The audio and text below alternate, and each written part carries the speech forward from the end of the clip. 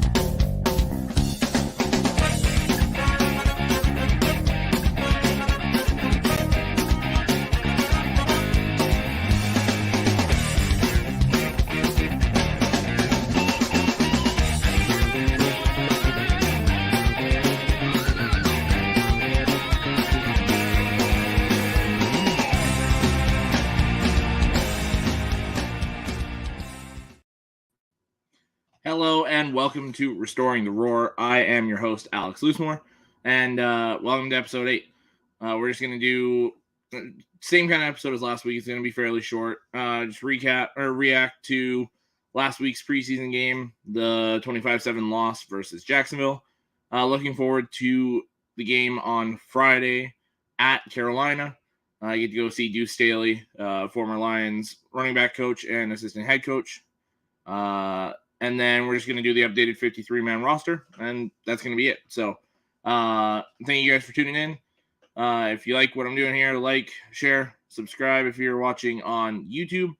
And as Scott's doing here, comment. So thank you for tuning in, Scott. Said first, woohoo. Andrew, your opinion doesn't matter here. And Scott said, go Goff. Thank you for tuning in, by the way, Andrew.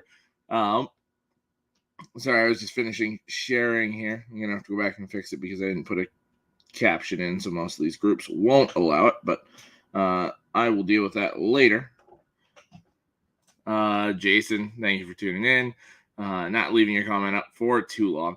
Just wanted to get some emotion out of you. Whoever this is, thank you for tuning in. Say go Niners. Hopefully they have a good year. Johnny said, I'm so talented I can watch 2 shows at once. Thank you for tuning in, Johnny. Yeah, true. Yeah, always love poking some fun back and forth with you guys. All right, so I was trying to see who the Facebook user was. But anyways, let's dive into it. So the 5 major things, just like last week for my reactions to the game. Number 1 involves Teddy Bridgewater again. He needs time. I mean, this goes without saying. He was signed day before the first preseason game. So he had a little over a week in the system, in the offense, and it showed. He had a shaky offensive line in front of him. They did not play well. And he didn't have time. He didn't have the timing down with the receivers yet. It was all very apparent. He's clearly the number 2 guy, but he needs the time. Oh, perfect. I just saw the comment here. Thank you for tuning in, Joey. Yeah, I hope the Niners have a good season. Just as long as we don't see them potentially in the playoff. That's the only time I care that they do bad. So, all right, yeah. Teddy, I hope Goff doesn't go down the first couple weeks of the season. I would love Teddy to get comfortable in the system, and then he can just take that second string spot. Sudfeld can go away because he threw another pick, and he's not good. So I hope they get rid of Sudfeld. He can go. Number 2, Jack Campbell looked really good again. He showed that sideline to sideline speed. Showed all the makings of a very good middle linebacker. Was good in coverage, good stuff in the run. He led. I think he had 7 tackles. Played partway into the second half. Led the team with those 7 tackles, but he was everywhere. Even if he wasn't making the tackle, he was right there. I love his ability to diagnose the play and just kind of take over, and it showed. So I'm hoping this continues. Yeah, Johnny said, yeah, go very far away. Yeah, as long as he's not in Detroit, I don't care where he goes. Yeah, I love what I'm seeing from Campbell. Campbell was one of my favorite guys in the draft. I just thought maybe we could get him in the second round. We got him in the first round. I was okay with it. I hope this stays consistent, because if he's playing like this against the ones in the regular season, the guy's got to be one of the front runners for Defensive Rookie of the Year. He's playing so well right now, and hopefully that stays the same. Dan Campbell, thank you for tuning in. Said, you better goddamn believe we'll be biting tons of ankles in practice this week. Johnny said, meow. Scott said, go Rams. Oh, yeah, that one. Trips me out hearing his name as a player. Yeah. Feels weird saying it because, I mean, Campbell, obviously the head coach. Every time I say Campbell, it makes me think of Dan, not Jack. Hopefully that changes fairly soon. Speaking of Dan Campbell says, we're keeping Nate Alex. He's a distant relative of mine. Too bad. He's got to go. So Dan says, Jack would be good because of his last name. It's in the blood. Yeah, we'll take that. We'll go for that. Number 3, sticking on the defensive side. James Houston, I said last week that Jahmyr Gibbs could be that X factor, kind of that Swiss Army knife for the offense. I feel like James Houston's going to be kind of the same thing for the defense this year. I mean, if you watch the second half of the season last year, you know that from Thanksgiving on, he had like 8.5 sacks. Just absolutely killed it as a pass rusher across from Hutchinson. But now they're asking him to do a little more. He dropped into coverage a little bit. Obviously, the rest of the pass room was still doing very well with that. Did better as a run stuffer. So he's showing the ability to be a 3-down player, which is awesome because I thought still he was just going to be a situational pass rusher. But he's showing the ability to do it all. And I couldn't be happier about that because I love the talent he has, and I'd love to see him on the field. Number 4, top 3 running backs are locked in. Montgomery and Gibbs did not see the field. Gibbs suited up, but he did not play. And then the running back situation. So last week, I said Devine Ozigbo had a really good game. He didn't see the field at all. Benny Snell played solid last week. He played solid this past week, but he was in for the fourth quarter against the third and fourth string guys. Jamar Jefferson got the third quarter, playing against the backups of the backups, the backups from the people that started the game. And Craig Reynolds got the entire first half. The numbers don't show that he was the best guy. 12 carries for like 13 yards and had another like 25-ish yards off receptions. But you could see he was the most confident. Like I said, the offensive line was not good on Saturday there. And he still just showed the ability to be confident, make his decision, and go. And just try and get whatever yards he could. And, I mean, we've seen it from him the last couple of years. Whether it was in the preseason or the first year Dan Campbell was here, he had to suit up and be the starter for, I believe it was when we went to Denver. And he played solid for that game too. So, for me, Craig Reynolds, solid third running back there. and we'll see. I guess you guys can wait and see what I think if we're going to keep 4 running backs or 3. Last week I had 4. I had Montgomery, Gibbs, Reynolds, and Snell. I'll have to wait a few minutes and see what I think about that. Johnny says they're making some yummy ankle soup in Detroit now. Scott says, what the fuck? And Johnny says, Campbell's soup, duh, Scott. Reynolds, solid backup. Yeah. For him to be the 3rd running back, and it's been that way the last couple of years, I'm more than happy with that. He's a guy that could be a solid running back, too, in most offenses. So for us to keep him as a 3rd string back, and for him to want to keep playing here, he keeps signing back, I couldn't be happier about that. Number 5, this is one I kind of threw in here. I want to talk about him, shout him out a little bit, because he played pretty damn well. I didn't recognize the relation to his older brother. Hoping Steven can turn into Stephon. That's Stephen Gilmore to Stephon Gilmore. Stephon's younger brother was in the draft this year. We got him as an undrafted rookie out of Marshall. He started the game across from Starling Thomas. Those were the 2 corners on Saturday. He, about 90% of the game, played well. He had one long bomb. I think it was like a 48, 49-yard reception he allowed, where he had phenomenal coverage. He just didn't turn his head to make the play, and the receiver just jumped up and got the ball. But then he settled right back in. They tried the same play later that drive in the end zone for a touchdown, and he made the perfect play. Great coverage. Found the ball, swatted the ball, and stopped the touchdown. And played very well. Outside of that, had the interception. Tracy Walker deflected the ball. It came right to Steven. He picked it off. He was solid in coverage outside of that one long ball. Played very, very well. And I would love to see him make the roster and hopefully keep playing like that. But we'll have to see here. This corner competition is going it's very interesting right now. I mean, you've got Gilmore, who I just mentioned. Starling Thomas played well. You've got Chase Lucas, last year's 7th round pick, who played very well. He's played well all preseason. I mean, Mosley's just finally suiting back up in practice. He finally has the jersey on. He's working with the trainers on the field now, with the backpedaling, the cuts, the sprints, all that. So he's getting back ready into action. Sutton hasn't touched the field. Brian Branch has looked really good. I hope they keep him out the rest of the preseason. I don't want him to see the field on Friday.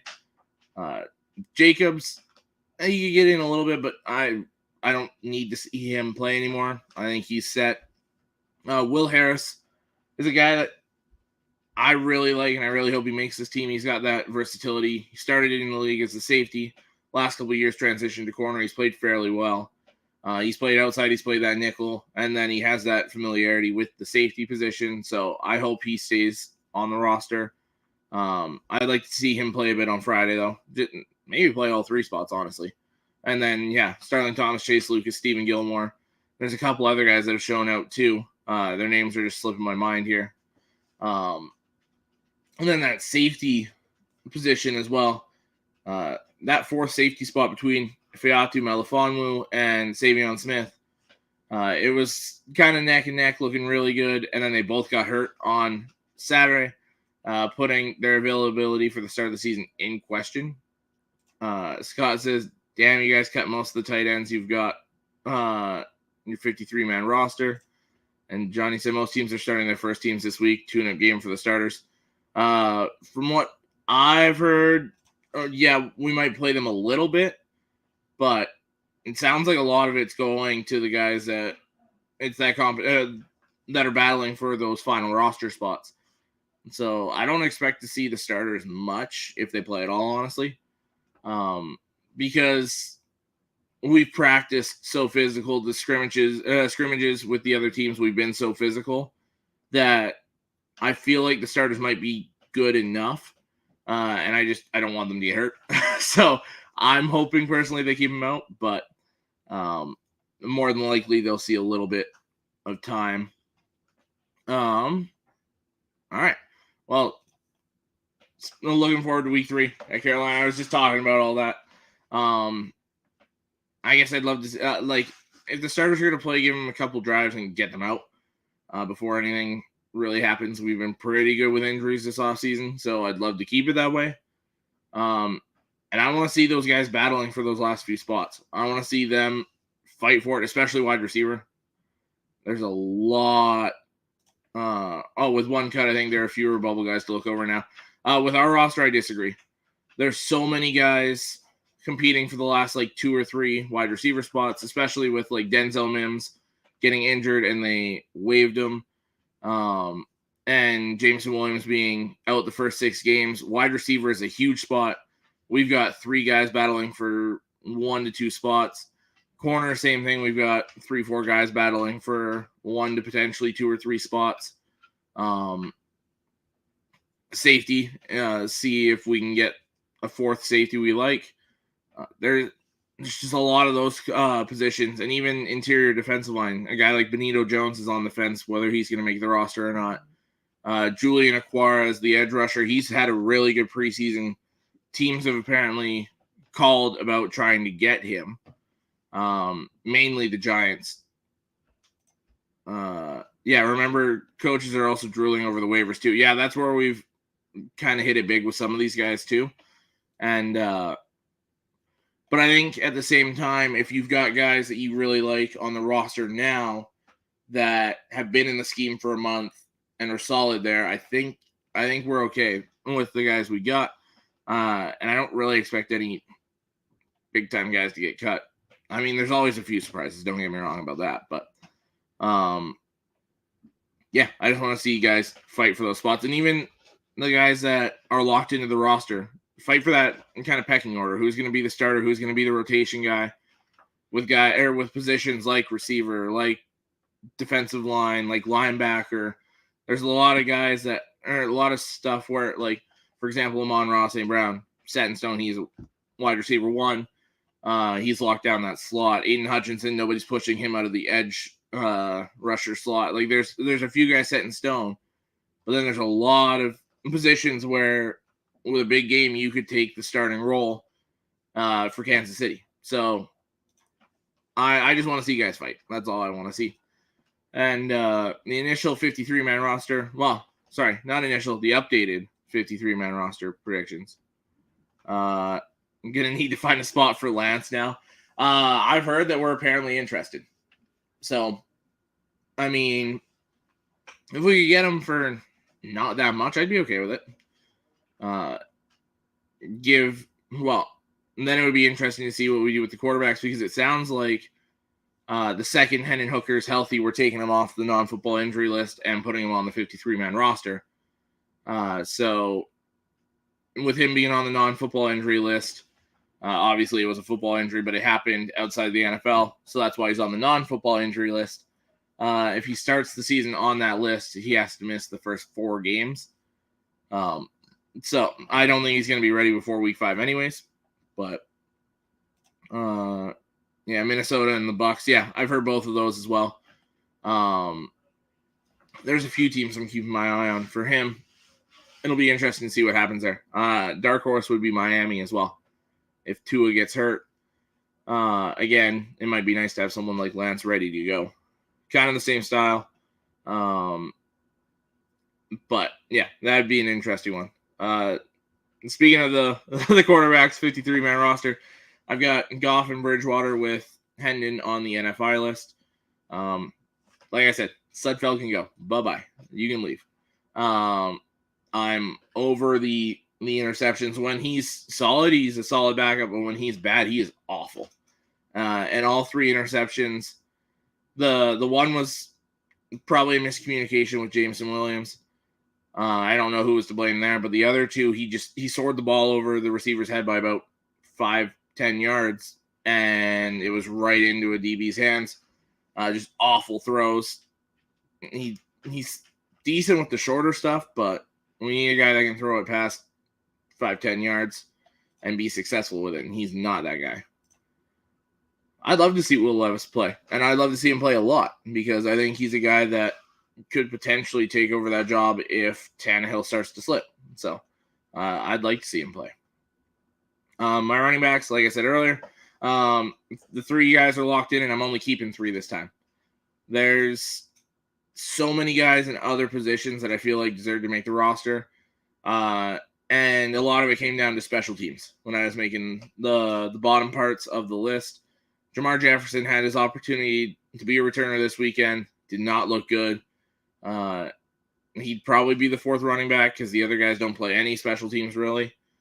But yeah, Jefferson just didn't show me enough to put him on the roster. And technically the 4th running back would be fullback Jason Kabinda. And he makes it strictly on special teams because his usage in the offense is basically 0. Johnny. Yeah, I agree. It is a nice stable of running backs. And I will be a greedy bitch because I will keep them all. So, yeah, Kabinda is strictly special teams. There's passes that have basically hit him in the chest and hit the ground.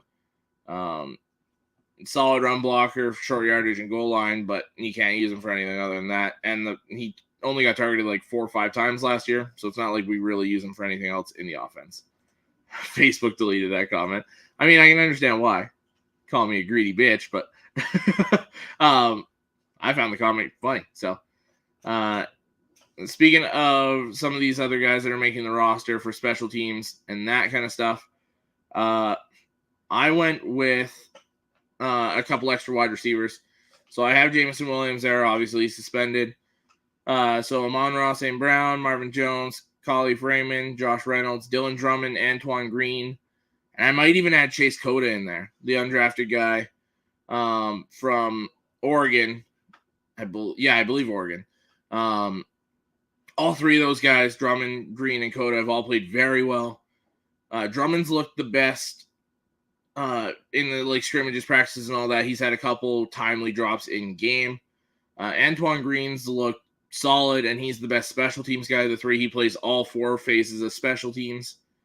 So I'd almost put him as a lock to make the roster. And Chase Cota's looked the best in the actual preseason games. Now, what worries me with that about him actually making the roster is Tom Kennedy, who we had the last few years, was elite in the preseason, just touchdown after touchdown, reception after reception, and never made the roster. So something like that might keep Cota out of the roster. It's kind of one of those main practice roster guys. I'd love to see him make the roster, though. So hopefully that can happen.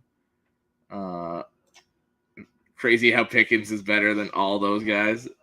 I mean, to compare him to Amon-Ra is not really a fair comparison because 2 different guys. Calvin, okay, now you're being totally outlandish.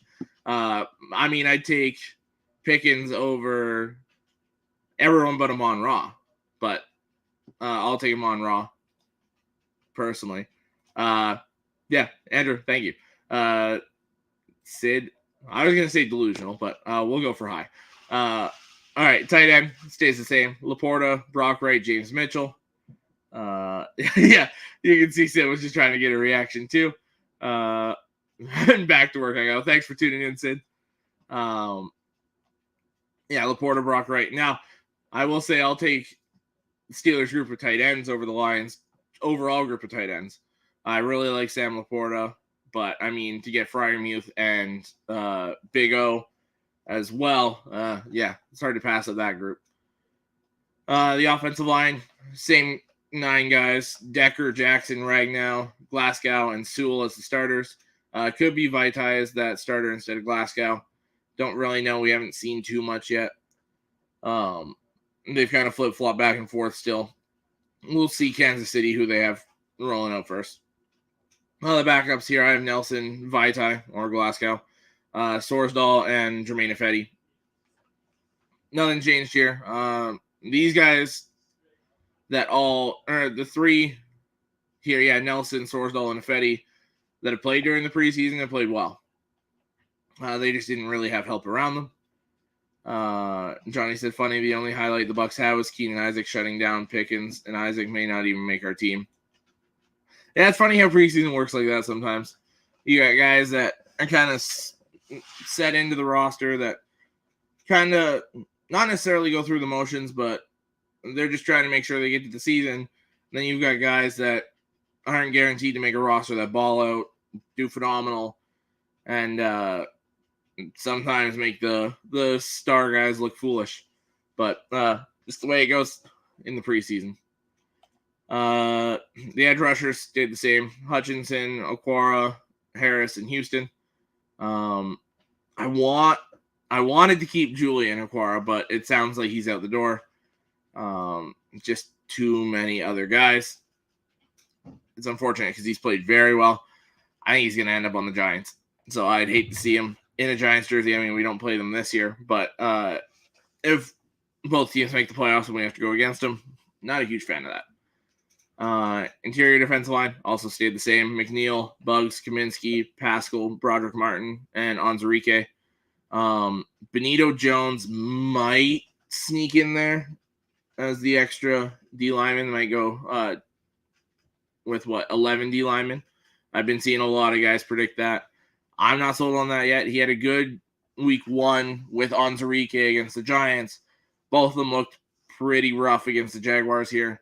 And I'm guessing we're only going to keep one of them. And Onwuzurike was a second-round pick who they wanted to trade up to the first round to get. So I think he's going to get the leverage there. Linebacker, added one guy this week. Jack Campbell, Alex Anzalone, Malcolm Rodriguez, Derek Barnes all stay there. Rodriguez and Barnes have been playing a lot of special teams. The whole reason Jalen Reeves-Maybin makes the roster, in my opinion, is also because of special teams. And he's a guy that, while he was here for all those years before, was a special team stud for us, left for the year to go to Houston and came back, and he's fit right back in on special teams. So I love seeing those three play special teams. And Rodriguez and Barnes have been showing out as well. Reeves-Maybin has struggled on the actual defensive part of it. But, I mean, with him being the fifth linebacker, you can almost strictly put him on special teams and not have to worry about him getting in, especially with the 4-2-5 defense we're running a lot of the time. Corners, I added quite a few guys. So I originally had Mosley, Sutton, Branch, Jacobs, and Harris. I went and added Starling Thomas, Chase Lucas, and Stephen Gilmore all to the list. They've all balled out. Thomas has some potential to be the other returner. I can spell Khalif Raymond a little bit, so we don't have to use him as both returners, and then have him out there as a wide receiver. Thomas has looked really good. He's averaging over 30 yards a return when he's touched the ball on kick returns, more specifically. And I mean, he's played well for the most part in the preseason. He was up and down a bit on Saturday. Gave up gave up a touchdown because he was too late getting outside on a wheel route from a receiver. But I mean, for the most part, was solid in coverage. Very good in the return game. It'll be interesting to see him there. Lucas is balled out. He looks so much better than he did last year. I mean, which makes sense. He's a year older, more used to the NFL speed. But he's got that versatility to play outside or that nickel corner, which gives us some depth with Jacobs and Gardner Johnson also being able to play that nickel. Will Harris can play that nickel. Gives you a lot of versatility on how you want to run the defense. I think that's a phenomenal aspect that Lucas can bring to the defense. I mean, Stephen Gilmore, he didn't play much the first game, played a lot on Saturday. Like I said before, he played very well. Might have worked his way onto the roster with a big game this week. He could very well solidify himself on the roster. The main reason I have Lucas and Gilmore, though, I went down to three safeties. Branch and Harris have that versatility to go play safety if you need. But Johnson, Joseph, and Walker, they're all very solid guys. I mean, Joseph and Tracy Walker looked good last year before he tore his Achilles. But he looked solid on Saturday. Again, he looked like he hasn't really missed a step. But, I mean, he's still arguably the third best guy there. I mean, the coaches seem to think that too because Kirby Joseph hasn't seen the field. And neither has Gardner Johnson. Tracy Walker didn't see the field against the Giants. Got fully cleared right after the Giants game. I think the Monday after the Giants game and played on Saturday. So And he looked good.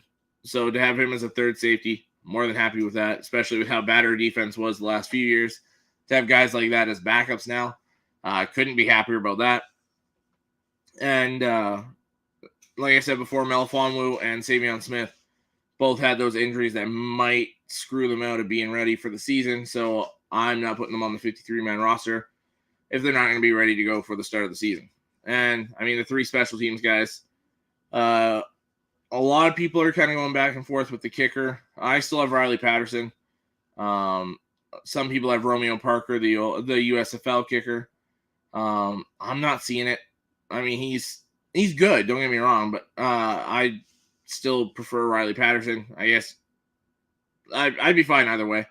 They're both decent kickers. Could do better, could do worse. Jack Fox, he got a lot of action on Saturday because the offense couldn't move the ball much. He looked good. He's still a solid punter, one of the better punters in football. And, Scott Daly, consistent. That's all you want out of a long snapper, consistency. And he was consistently solid. So, more than happy to have him as our long snapper. Fox is our punter. The kicker, you can go either way. So, I think Friday. Friday we play the Jaguars. I'm just going to get the actual time here, just in case people want to watch it. If they have, Friday against the Panthers at 8 p.m. Eastern. I'll probably tune in for a little bit of it. But, that's all I got for this show. Thank you guys for watching. I'll be back next week to recap the game with the Panthers, give my prediction for the final 53-man roster, or if the cuts are made by then react to the 53-man roster. And we're looking ahead to the Chiefs, and we're almost there. Week 1 is, 2 weeks from tomorrow? 2 weeks. No. 2 weeks from tomorrow. And I could not be more excited to get this rolling. Thank you, Johnny. Thank you to everyone for tuning in. And, we'll see you guys next week. I'm going to stick to Wednesdays. I think that's the best fit for my schedule. So kind of 9 to 9:30 Eastern start time, 7 to 7:30 my time. Probably closer to 7:30 or 9:30 on a regular basis. But thank you guys for tuning in, and I will see you next week.